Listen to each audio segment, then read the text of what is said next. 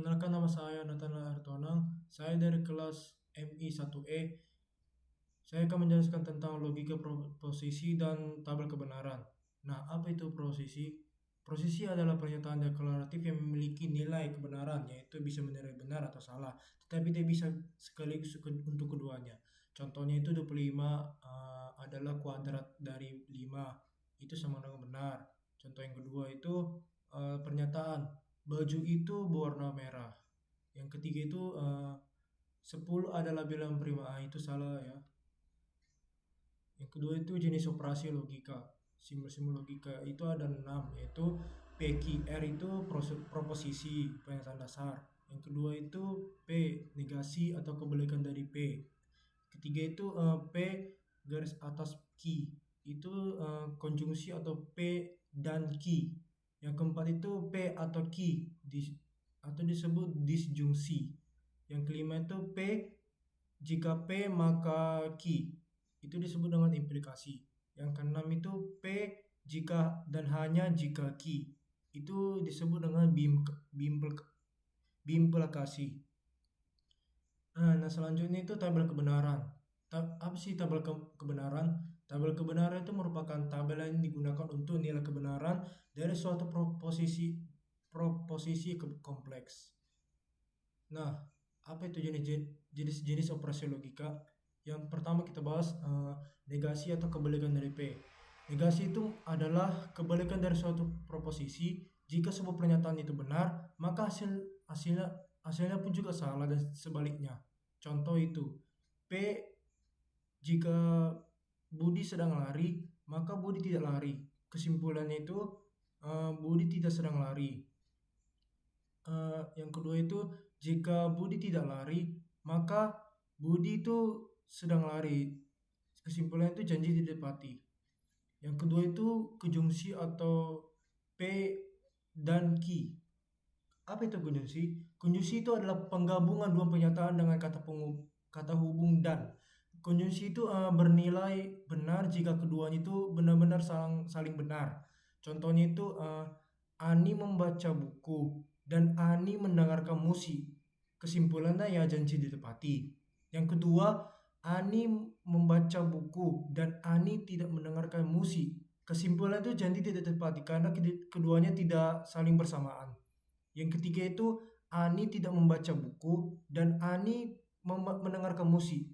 Kesimpulannya juga janji tidak ditepati karena keduanya juga tidak saling melengkapi.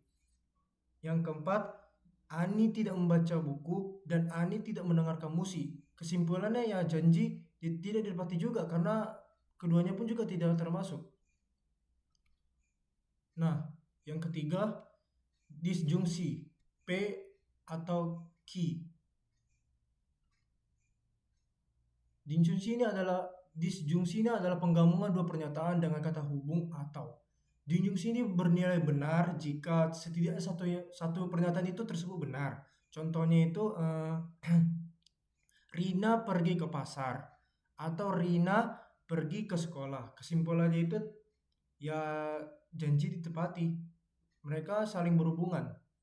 Yang kedua itu P-nya itu Rina pergi ke pasar atau Q-nya Rina tidak pergi ke pasar. Kesimpulannya itu janji ditepati karena satu dipilih dari pernyataan. Yang ketiga, Rina tidak pergi ke pasar atau Rina pergi ke sekolah. Ya janji ditepati karena satu juga ada pilihan. Yang keempat, Rina tidak pergi ke pasar atau Rina tidak pergi ke sekolah. Ya janji ditepati karena tidak ada kesimpulan. Tidak pernyataannya. Yang keempat, implikasi atau P maka Q. Implikasi itu merupakan pernyataan berbentuk jika atau maka. Implikasi bernilai salah hanya jika pernyataan benar, tetapi pernyataan tersebut yang kedua-duanya ini pernyataan salah. Contoh, jika Sinta rajin belajar, maka Sinta mendapatkan nilai bagus. Janji itu ditepati. Yang kedua, jika Sinta rajin belajar, maka Sinta tidak mendapatkan nilai bagus. Ya janji tidak ditepati karena dia tidak rajin belajar. Yang ketiga, Jika Sinta tidak rajin belajar, maka Sinta akan mendapatkan nilai bagus. Ya, janji ditepati. Tapi memang dia gak rajin belajar, tapi nilainya bagus memang. Yang keempat itu, jika Sinta tidak rajin belajar, maka Sinta tidak mendapatkan nilai bagus. Ya, janji ditepati karena keduanya termasuk. Yang kelima itu biimplikasi atau jika P dan hanya jika Q. Biimplikasi itu merupakan pernyataan berbentuk jika dan hanya jika yang bernilai benar jika keduanya pernyataannya memiliki kebenaran yang sama. Sama-sama benar lah atau salah. Contohnya itu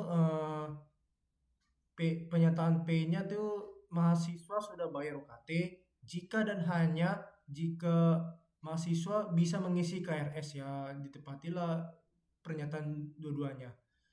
Yang kedua itu mahasiswa sudah bayar UKT jika dan hanya jika mahasiswa tidak bisa mengisi KRS, janji dilanggar, tidak pernyataan tidak masuk karena ada yang melanggar dari pernyataannya. Yang ketiga itu mahasiswa tidak bayar UKT jika dan hanya jika mahasiswa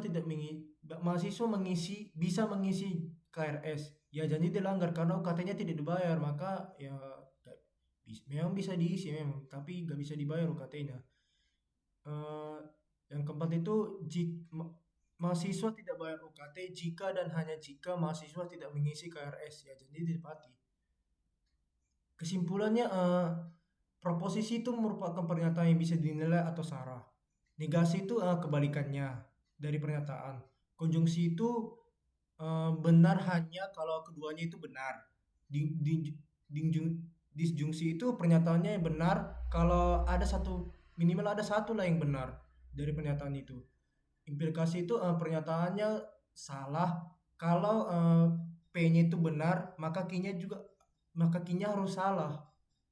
Nah, itu disebut implikasi. Yang keenam itu biimplikasi. Ya, pernyataan itu kalau dua-duanya salah. Kalau dua-duanya itu sama, makanya disebut biimplikasi. Sekian dari saya, jika ada salah dan kata dan mohon dimaafkan. Sekian dan terima kasih.